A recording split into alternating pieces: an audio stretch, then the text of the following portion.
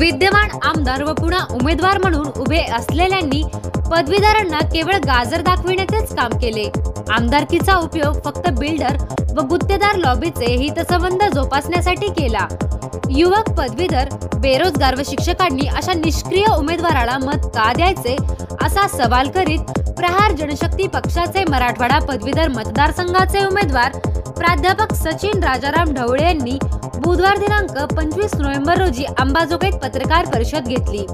विद्यमान आमदारांनी मागील 2 टर्ममध्ये पदवीधरांना खऱ्या अर्थाने बेरोजगार केले असल्याचे सांगत प्रहार जनशक्ती पक्षाचे मराठवाडा पदवीधर मतदारसंघाचे उमेदवार प्राध्यापक सचिन राजाराम ढवळे यांनी 34 मुद्द्यांवर आधारित आपला वचननामा यावेळी सादर केला।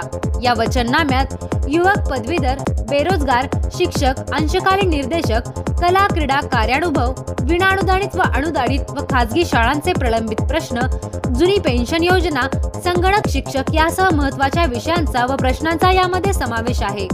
यावेळी पत्रकार परिषदेत बोलताना प्राध्यापक सचिन ढवळे म्हणाले की पदवीधर मतदारसंघातील मतदार बंधू भगिनींनो, महाराष्ट्रात विधान परिषद निर्मिती झाल्यापासून मराठवाडा पदवीधर मतदारसंघात पदवीधरांसाठी कोणतीही विधायक धोरणे, योजना आल्या नाहीत। पदवीधरांना न्याय मिळवून देण्यासाठी माननीय नामदार बच्चूभाऊ यांच्या मार्गदर्शनाखाली मी पदवीधरांची चळवळ उभी करीत आहे। प्रहारच्या माध्यमातून माननीय नामदार बच्चूभाऊंनी सर्वसामान्यांच्या, वंचितांचा, ज्यांना कोणी वाली नाही, ज्यांच्या अंगात त्राण नाही, ज्यांना वाणी नाही अशा तळागाळातील सामान्य व्यक्तीला स्वाभिमानी बाणा आणि ताठ कणा दिला। सामाजिक वारसा जपणं म्हणजे सामान्य व्यक्ती, पदवीधर, वंचित, अनाथ, दिव्यांग व्यक्तींना विकासाचा केंद्रबिंदू मानून आजपर्यंत चळवळीच्या माध्यमातून कामे केली। मी वंचित, शोषित आणि सर्वसामान्य उमेदवार म्हणून उमेदवारी दाखल करत आहे। मला या आमदारकीच्या माध्यमातून सामान्य माणसाच्या जीवनात क्रांती घडवायची आहे। यासाठी मी वचनबद्ध आहे। फक्त आम्हाला गरज आहे ती आपल्या विश्वासाची, आशीर्वादाची आणि खंबीर साथीची। आपण टाकलेल्या विश्वासाला उभ्या आयुष्यात कधीही तडा जाऊ देणार नाही।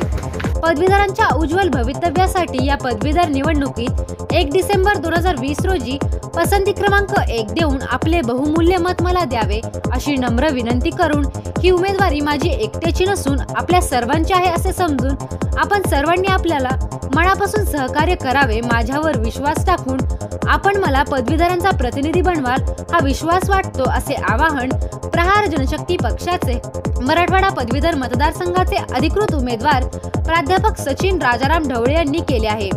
पत्रकार परिषदेचे प्रास्ताविक प्रहार जनशक्ती पक्षाचे बीड जिल्हाध्यक्ष विलास काळुंके यांनी करून उपस्थितांचे आभार बोधले यांनी मानले। अंबाजोगाई दर्शन बातम्यांसाठी सतीश मोरे, अंबाजोगाई।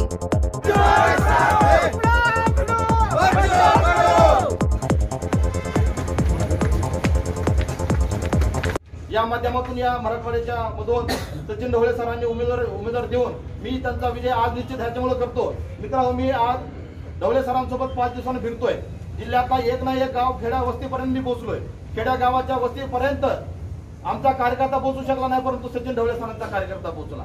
एमपीसीच्या माध्यमातून सरांच्या खेड्या गावात 100-100, 200-200 विद्यार्थी त्या ठिकाणी उभे राहिले। त्याचं कारण असं की सरांनी आतापर्यंत एवढे विद्यार्थी घडविले, एवढे अधिकारी बनवले, त्या माध्यमातून सरांचे कितीतरी कौतुक करण्यासारखे एवढं निवेदन त्यांचं आहे। अशा माध्यमातून ही निवडणूक खरी तर या विद्यार्थ्यांना हातात घेतलेली आहे।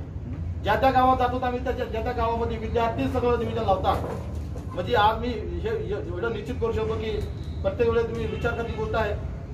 प्रस्तावित त्यांच्याकडे धनदाटके आहेत किंवा त्यांचे संस्था चालक आहेत, सगळ्या गोष्टी आहेत। मला तर ह्याच्यावर काही भरोसा वाटला नाही। त्याचं गणित असं की मी ज्यावेळेस पूर्ण मराठवाडा मी फिरलो किंवा या पूर्ण मराठवाड्यामध्ये फिरायला लागलो, त्यामध्ये सचिन ढवळे सरांची युवा पिढी एवढी स्ट्रॉंग दिसली किंवा एवढं त्यांचं निवेदन भारी वाटलं की 100% या वर्षी बदल घडू शकतो आणि बदल घडणार आहे 100%। या ठिकाणी सर्वांनी विनंती करतो, या ठिकाणी आमचे सर्व पत्रकार बांधव असतील, सर्व आमचे सिनियर, सर्व माझे मार्गदर्शक असतील, त्यांना एकच विनंती करतो की येणाऱ्या काळामध्ये आम्हाला अशीच शेवटपर्यंत सर्वांनी आम्हाला मदत करावी आणि साथ द्यावी। याचे थांबतो। धन्यवाद। माझा एक अभिमानाचा जय प्रहार।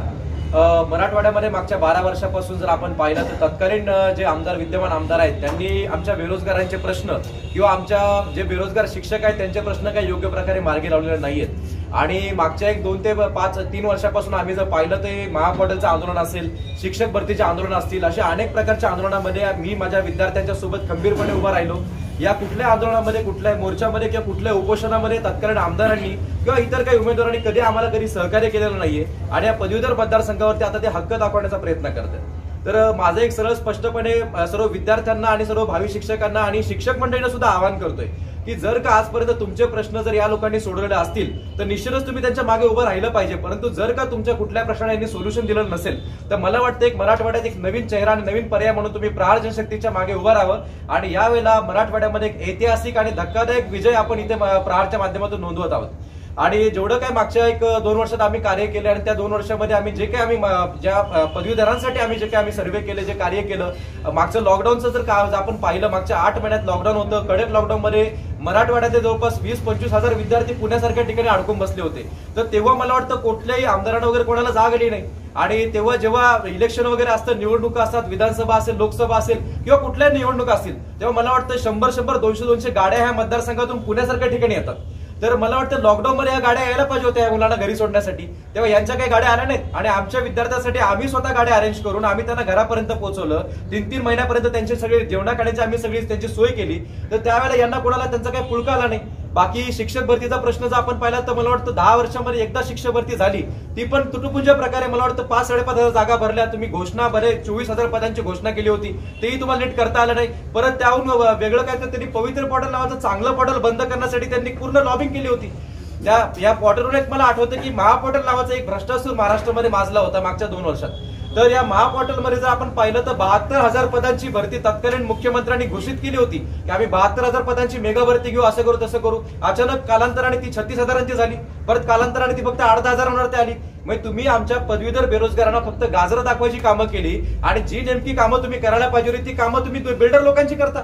आज जर आपण तत्कालीन आमदारांचा, पदवीधर आमदारांचा जर विषय काढला तर यांचे आम्ही तारांकित प्रश्न काढले विधान भवनामध्ये, काय मांडले यांनी मागच्या 12 वर्षामध्ये। तर यांच्या प्रश्नामध्ये प्रश्न कोणते मांडतात तर पुण्यामधल्या पिंपरी चिंचवड मधल्या बांधकाम क्षेत्रामध्ये जे काही अतिक्रमण झालं किंवा बिल्डरांचे जे प्रश्न आहे ते तुम्ही तिथे मांडता। अरे तुम्ही पदवीधरांचे आमदार आहात तर तुम्ही पदवीधरांच्या आमदारांचे तुम्ही पदवीधरांचे प्रश्न मांडले पाहिजे। तुम्ही एक तरी प्रश्न मला सांगा, रोजगार निर्मितीसाठी तुम्ही काय मांडलं तिथे नेमकं?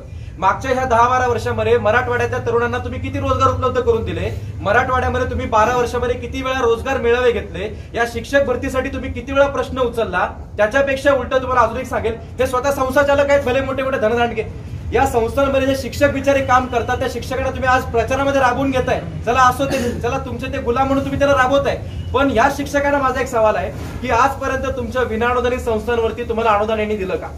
20-20 वर्ष झालं तुमचं अनुदान थकीत आहेत, तुम्हाला फक्त 20% गाजरं दाखवली जायची। अचानक मला वाटतं काल परवापासून एक पत्र फिरतंय, हे पत्र मला वाटतं 7-8 वेळा फिरलं आतापर्यंत। निवडणूक आले की पत्र फिरतात अनुदानाची, मग हे अनुदानाची पत्र तुम्ही नुसती निवडणूक आल्यावर कसं काय फिरवतात? त्या मधल्या 5-6 वर्षाच्या कालावधीत तुम्हाला एक पत्र म्हणण्यापेक्षा तुम्हाला यांच्या अकाउंटवरती अनुदान टाकता येत नाही का? त्यानंतर आमचे जुन्या पेन्शन योजनेचे काही अनेक शिक्षकांवरती झालेला अन्याय, जुनी पेन्शन योजना सोन्यासारखी योजना होती तुम्ही बंद करून टाकली। जुनी पेन्शन योजना इतकी सुंदर योजना होती, एखादा शिक्षक बिचारा आयुष्यभर सेवा देतो, अख्खा राष्ट्र घडवतो, विद्यार्थी घडवतो, रिटायर झाल्यानंतर त्याला एक महिन्याचं काहीतरी पेन्शन मिळत होतं, ते पण तुम्ही बंद करून टाकलं। मग त्या शिक्षकाला उतार वयात वृद्धापकाळामध्ये थोडं सहकार्य मिळायचं तेही तुम्ही बंद करून टाकलं। आमचे कला क्रीडा कार्यानुभवचे निदेशक, या निदेशकांचे अनेक प्रश्न, जवळपास 10-12 हजार निदेशक आज बेरोजगार होऊन रस्त्यावरती फिरतात आमचे। इकडे तिकडे कुठेतरी उधाऱ्या घेऊन, कुठे कर्जबाजारी होऊन आज त्यांच्या घरामध्ये दिवाळी झाली कशी, हा मोठा प्रश्न। मागच्या जुलै महिन्यात 2दा पत्र निघालं निदेशकाची नियुक्त्या करा, त्यामध्ये यांनी खोडा घातला, त्यामध्ये यांनी कधी आवाज उठवला नाही। यांचे आवाज फक्त बिल्डरांसाठी उठतात, गुत्तेदारांसाठी उठतात, बाकीच्या व्यावसायिकांसाठी उठतात। तुम्ही आमदार पदवीधरांचे, तुम्ही आमदार शिक्षकांचे आणि तुम्ही कामं करता बाकीच्या लोकांचे। याच्यावरती आता यावेळेला मराठवाड्यामध्ये सर्व युवक, सर्व शिक्षक आणि बेरोजगार विद्यार्थी हे सगळे आता पेटून उठणार आहेत। यावेळेला यांना आम्ही धडा शिकवणारच आहोत आणि संपूर्ण महाराष्ट्रातले, मला वाटतं मराठवाडा पदवीधर मतदारसंघ जरी असला तर महाराष्ट्रातल्या कानाकोपऱ्यातून सर्व विद्यार्थ्यांनी आम्हाला आता सहकार्य केलेलं, सपोर्ट दिलेला आहे आणि आदरणीय आमदार बच्चूभाऊ कडू यांच्या नेतृत्वामध्ये आम्ही खूप मोठी चळवळ उभा केलेली आहे। मागच्या 2 वर्षापूर्वी 40,000 विद्यार्थ्यांचा मोर्चा मी पुण्यामध्ये आदरणीय बच्चूभाऊच्या नेतृत्वात काढला होता। त्या मोर्चामध्ये त्याचं फलित म्हणून शेवटी आम्ही महापोर्टल बंद केलं आणि हे महापोर्टल बंद करायचं श्रेय हे स्वतः घेतात। महापोर्टल बंद करण्यामागे मोर्चा आम्ही काढायचे श्रेय यांनी घ्यायचं। एका तरी मोर्चामध्ये यांनी त्यांचा फोटो किंवा व्हिडिओ दाखवा, त्यांनी आले होते म्हणून मोर्चामध्ये। तर हे अशा प्रकारचे हे चुकीचे कामं यांनी बंद करावेत. तुम्ही नेमकं 12 वर्षात पदवीधरांसाठी काय काम केलं ते सांगावं. मराठवाड्यात किती ठिकाणी तुम्ही अभ्यासिका चालू केल्या, किती ठिकाणी ग्रंथालय तुम्ही चालू केली, किती विद्यार्थ्यांना तुम्ही आजपर्यंत सहकार्य केलं. फक्त व्याख्यानं विद्यार्थ्यांची घेऊन चालत नसतं, विद्यार्थ्यांच्या डेव्हलपमेंटसाठी कामं करावी लागतात. बाकी प्रस्थापित पक्षांचा जर विचार केला आता पण दोन्ही उमेदवारावरती सगळे लोक नाराज आहेत. मला वाटतं आतमध्ये त्यांचे त्याच पक्षाचे स्वकीय लोक सुद्धा नाराज आहेत की हे चुकीचे उमेदवार आम्ही दिले की काय, आणि त्यांचा प्रचार सुद्धा ते करत नाहीत. तर आमच्या जाहीरनाम्यामध्ये आम्ही जे काही करणार आहोत ते सगळे मुद्दे आम्ही मांडलेले आहेत. त्यामध्ये मराठवाड्यातील सर्व विद्यार्थ्यांसाठी म्हणण्यापेक्षा महाराष्ट्रातील तमाम विद्यार्थ्यांसाठी, बेरोजगारांसाठी आम्ही स्वतंत्र पदवीधर विकास महामंडळ स्थापन करणार आहोत. त्यामध्ये कशा प्रकारे कर्ज काढली पाहिजे, कशी कर्जाची सोय उपलब्ध होऊन जाईल, किंवा एक खिडकी योजनेमध्ये सर्व लायसन्स वगैरे जे काही उद्योगांचे असतात ते कसे आपल्या बेरोजगार विद्यार्थ्यांना मिळतील या संदर्भात आम्ही काम करणार आहोत. स्पर्धा परीक्षाची जवळपास पाहिलं तर जवळपास 30 लाख फॉर्म एका महापोर्टलमध्ये भरले गेले. 30 लाख विद्यार्थी जर महापोर्टलमध्ये फॉर्म भरत असतील तर बेरोजगारी इतक्या प्रचंड प्रमाणात वाढलेली आहे. यावरती कुठलं युवकांचं धोरण तयार होत नाही. युवकांचं धोरण तयार केलं गेलं पाहिजे. तसं आपण पाहिलं तर डॉक्टर बाबासाहेब आंबेडकर मराठवाडा विद्यापीठ या विद्यापीठाचा थोडंसं अजून एक विस्तार करून मला वाटतं त्यांची उपकेंद्र स्थापन केली पाहिजे. कारण बीडच्या विद्यार्थ्यांना आमच्या मला वाटतं तिथं औरंगाबाद जावं लागतं, तर बीडमध्ये स्वतंत्र भगवान बाबा विद्यापीठ सुद्धा स्थापन करण्यात यावं. या आम्ही सगळ्या मागण्या घेऊन आलेलो आहेत. विद्यार्थ्यांसाठी कुठल्या अडचण निर्माण होऊ नयेत म्हणून त्यांना सोयी सुविधा देण्यासाठी सरकारकडे आम्ही पाठपुरावा करणार आहोत. आमचे संगणक शिक्षक सुद्धा जवळपास 8-10 हजारांच्या संख्येने आहेत. त्यांनी आम्हाला पाठिंबा घोषित केलाय, परंतु त्यांचं सुद्धा काम यांनी आतापर्यंत अडकून ठेवलं. मागच्या अनेक वर्षापासून ते सुद्धा बेरोजगार होऊन फिरतात. प्रत्येक शाळेमध्ये एक संगणकची एक लॅब असते, ती लॅब आता धुळखात पडलेली आहे. या लॅबवरती आतमध्ये देखभाल करण्यासाठी, विद्यार्थ्यांना ऑनलाईन शिक्षण देण्यासाठी एक शिक्षक असावा ही आमची मागणी होती. आणि आता आपण पाहिलं तर कोविड परिस्थितीमध्ये मागच्या 8-10 महिन्यापासून जर आपण पाहतोय, जर काही संगणक शिक्षकांना तुम्ही अपॉइंट केलं असतं तर आजपर्यंत ऑनलाईन शिक्षणाच्या माध्यमातून विद्यार्थ्यांना शिक्षण मिळालं असतं. ऑनलाईन शिक्षण किती ठिकाणी चालू आहे, काही मोजक्या इंग्रजी शाळांमध्ये, काही मोजक्या प्रायव्हेट स्कूलमध्ये, बाकी झेडपी महानगरपालिकेच्या शाळा त्या मुलांनी काय पाप काय केलं काय नेमकं. एवढं सगळं असताना आम्ही या सगळ्या गोष्टींचा फॉलोअप आमचे आदरणीय राज्यमंत्री बच्चू कडू साहेबांकडे घेतलाय. त्यामध्ये यातले काही प्रश्न आम्ही सोडवण्याचा प्रयत्न केलाय, परंतु सरकार दरबारी सुद्धा काही ठिकाणी आम्हाला नियोजन विभागाकडून काहीतरी खोडा घातला जातोय. आणि ही कामं आम्ही आतापर्यंत आम्ही केलेली आहेतच, आणि यापुढे आम्ही कामं लावून धरणार आहोतच. बाकी इतर अनेक प्रश्न आहेत विद्यार्थ्यांचे. मला वाटतं आम्ही मागे एक आरटीआय टाकला होता, आणि त्या आरटीआयच्या अनुषंगाने आम्हाला अशी माहिती मिळाली की महाराष्ट्र शासनामध्ये सरकारमध्ये 2.25 लाख जागा रिक्त आहेत. आणि या 2.25 लाख जागा रिक्त असताना जर तुम्ही भरती काढत नसाल तर यामध्ये नेमकं धोरण तुमचं युवकांसाठी काय हे तुम्ही स्पष्ट करावं. आणि तसंच पाहिलं तर आपण इतरही अनेक प्रश्न, एससीबीसी आरक्षणाचा प्रश्न सुद्धा आता आम्हाला मार्गी लावायचा आहेच. त्यासाठी सुद्धा आम्ही खंबीरपणे आम्ही त्यांच्या सोबत आहोत सगळ्यांच्या. आणि जसा एससीबीसी आरक्षणाचा प्रश्न मार्गी लागेल त्याच्या पुढच्या 2 ते 3 महिन्यात जेवढ्या परीक्षा पेंडिंग आहेत मागच्या 2 वर्षात, त्या सगळ्या परीक्षा शासनाने लवकरात लवकर घ्याव्यात ही आमची सर्वप्रथम मागणी असेल. बस बाकी अनेक मुद्दे आहेत. बाकी जाहीरनामा मी तुम्हाला देऊन तसे बाकीचे मुद्दे तुमच्या समोर मांडेलच. आणि या एक युवकांच्या पुढच्या पिढीसाठी, या पुढच्या भविष्यासाठी मराठवाड्यामध्ये एक ऐतिहासिक आम्ही एक चळवळ निर्माण केलेली, हा धक्कादायक विजय प्रहार जनशक्ती पक्ष इथे मिळवणार आहे. एवढंच बोलतो, माझे 2 शब्द संपवतो. जय हिंद, जय महाराष्ट्र, जय प्रहार.